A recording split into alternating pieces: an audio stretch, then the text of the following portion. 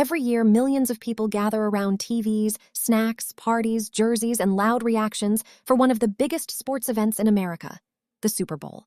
But then there are those people who simply do not care. No excitement, no countdown, no team loyalty, no emotional investment. They might not even know who is playing. And while some people find this strange, psychology says there is actually a lot going on beneath the surface.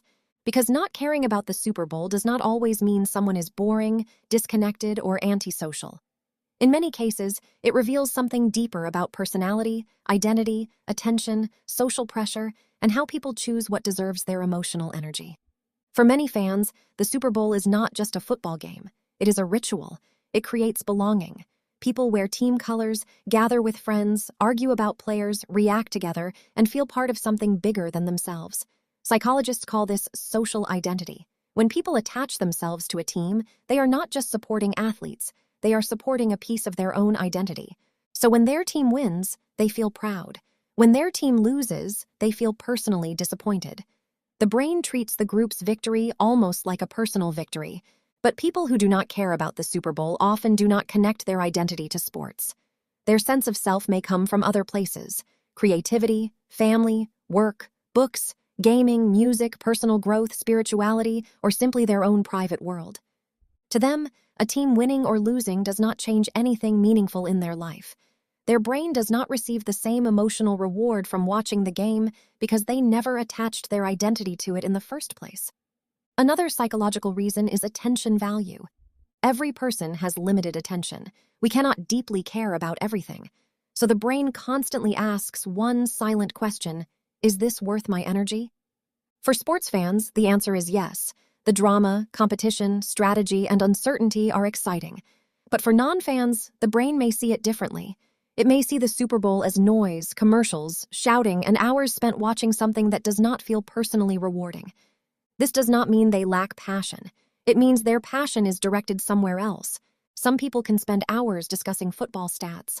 Others can spend hours studying psychology, editing videos, cooking, designing, reading history, or building something online. The emotional system is the same, but the trigger is different. There is also a personality factor. People who are highly independent thinkers often resist popular excitement simply because everyone else is excited. They do not automatically follow the emotional rhythm of the crowd. When society says, "You must care about this," their mind quietly says, "But why?"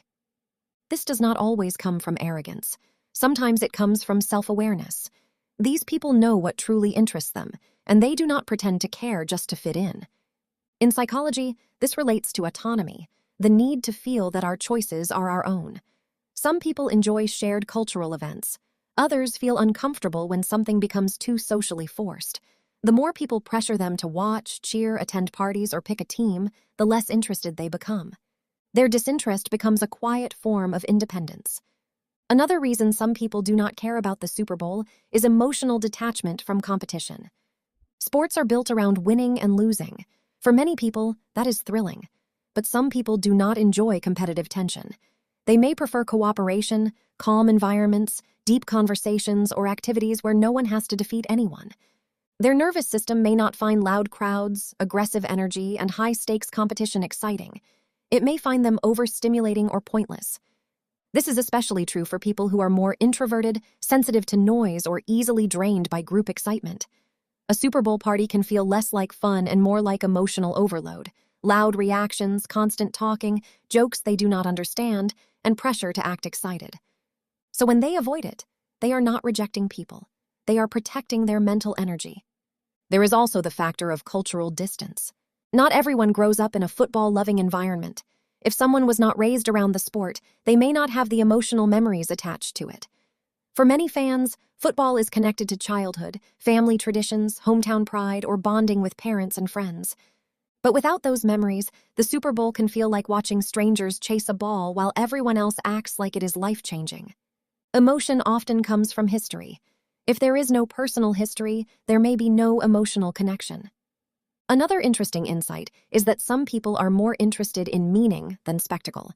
The Super Bowl is huge, loud, expensive, and heavily marketed. For some minds, that scale is fascinating. For others, it feels artificial. They may ask, Why are people so emotionally invested in something controlled by entertainment, advertising, and money?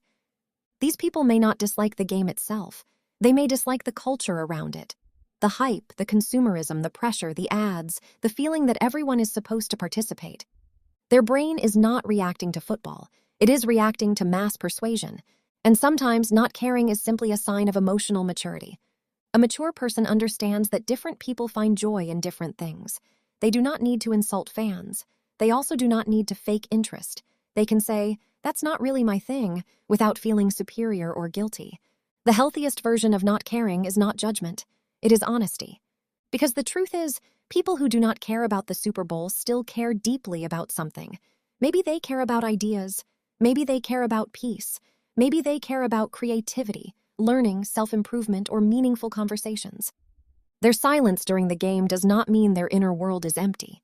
It may actually mean their inner world is full of other things. So the next time someone says, "How can you not care about the Super Bowl?" the answer might be simple. Their brain is not wired to find meaning there. They may not need the crowd to feel connected. They may not need competition to feel alive. They may not need a national event to decide where their attention goes. And that is the real psychology behind people who do not care about the Super Bowl. They are not emotionless. They are selective. They care, just not about what everyone else is cheering for. I can also make a shorter YouTube Shorts version of this script with a strong hook and fast pacing.